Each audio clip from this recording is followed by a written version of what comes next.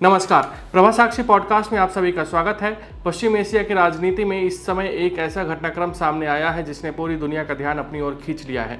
महीनों से जारी तनाव, सैन्य टकराव की आशंकाएं और युद्ध के बढ़ते खतरे के बीच अब एक ऐसा मोड़ आया है जिसे कई विशेषज्ञ क्षेत्रीय कूटनीति का ऐतिहासिक क्षण मान रहे हैं।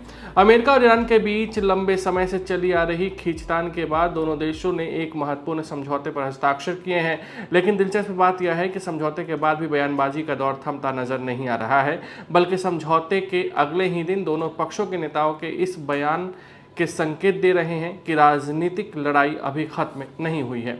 ईरान के सर्वोच्च नेता मुज्तबा खामेनेई ने समझौते के बाद पहली बार सार्वजनिक रूप से अपनी प्रतिक्रिया दी। उन्होंने अपने संबोधन में अमेरिकी राष्ट्रपति डोनाल्ड ट्रंप पर तीखा हमला बोलते हुए दावा किया कि यह समझौता करवाने के लिए अमेरिकी प्रशासन बेहद उत्सुक था।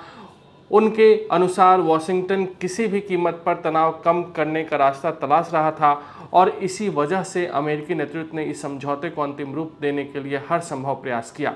हालांकि मुज्तबा ने यह भी स्वीकार किया कि शुरुआत में वह इस समझौते के पक्ष में नहीं थे। उनका मानना था कि किसी भी प्रकार की बातचीत से पहले राष्ट्रीय हितों की सुरक्षा सुनिश्चित की जानी चाहिए, लेकिन बाद में ईरानी राष्ट्रपति और राष्ट्रीय सुरक्षा परिषद के वरिष्ठ अधिकारियों द्वारा दिए गए आश्वासन के बाद उन्होंने इस समझौते को मंजूरी दी। अगर इस पूरे घटनाक्रम को समझने की कोशिश करें तो 18 जून की तारीख बेहद महत्वपूर्ण साबित होती है। इसी दिन अमेरिकी राष्ट्रपति डोनाल्ड ट्रंप और ईरानी राष्ट्रपति ने औपचारिक रूप से उस समझौते पर हस्ताक्षर किए जिसका उद्देश्य महीनों से चल रहे सैन्य और राजनीतिक टकराव को समाप्त करना था।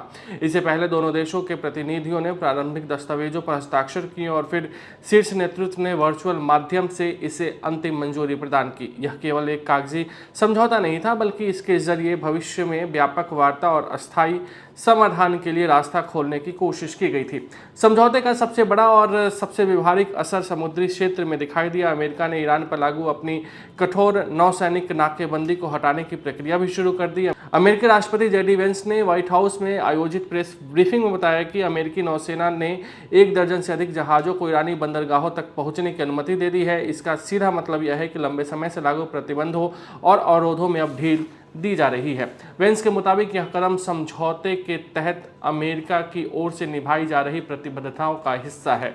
इस फैसले का सबसे बड़ा प्रभाव दुनिया के सबसे महत्वपूर्ण समुद्री मार्गों में से एक हॉर्मुज पर पड़ा है। यह वही रास्ता है जहां से वैश्विक तेल आपूर्ति का बड़ा हिस्सा गुजरता है। लंबे समय से इस क्षेत्र में तनाव के कारण ऊर्जा बाजारों में अनिश्चितता बनी हुई थी, लेकिन अब अमेरिका का दावा है कि तेल की आवाजाही फिर से सामान्य होने लगी है।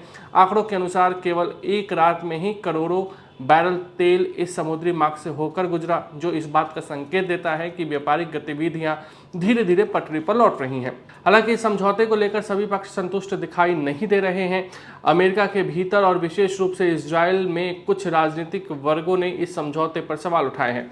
उनका मानना है कि इससे ईरान को अपेक्षाकृत अधिक लाभ मिल सकता है, लेकिन जेडी वेंस ने इन आलोचनाओं को सिरे से खारिज कर दिया। उन्होंने स्पष्ट तौर पर कहा कि यह समझौता क्षेत्रीय स्थिरता के लिए आवश्यक है और अमेरिका अपने रणनीति हितों को ध्यान में रखकर ही आगे बढ़ रहा है। उन्होंने यह भी संकेत दिया कि आने वाले दिनों में वह स्विट्जरलैंड जाकर समझौते के क्रियान्वयन से जुड़े मुद्दों पर आगे की बातचीत कर सकते हैं। उधर समुद्री गतिविधियों में आए बदलाव ने भी पूरी दुनिया को अपनी ओर आकर्षित किया है। हाल के दिनों में 2 बड़े तेल टैंकर बिना किसी बाधा के ईरान से निकलकर अंतर्राष्ट्रीय समुद्री मार्गों तक पहुंचे हैं। इन जहाज़ों में लाखों बैरल कच्चा तेल लदा हुआ था। यह घटनाक्रम इसलिए महत्वपूर्ण है क्योंकि इससे पहले ऐसे जहाज़ों को अमेरिकी नाकेबंदी और क्षेत्रीय तनाव के कारण गंभीर चुनौतियों का सामना करना पड़ा था। अब इन टैंकरों की निर्बाध आवाजाही का यह संकेत दे रही है कि समझौते का असर जमीन और समुद्री दोनों मार्गों पर साफ तौर पर देखने को मिल रहा है।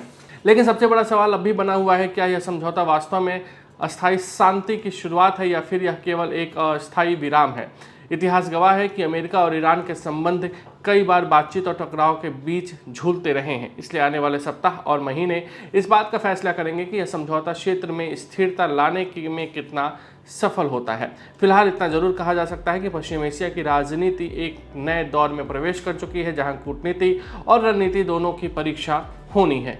दुनिया की निगाहें अब इस बात पर टिकी है कि यह नई शुरुआत अस्थायी शांति का रास्ता बनाती है या फिर भविष्य के लिए किसी नए संघर्ष की प्रस्तावना साबित होती है। फिलहाल के लिए पॉडकास्ट में इतना ही। कल फिर मुलाकात होगी। नमस्कार।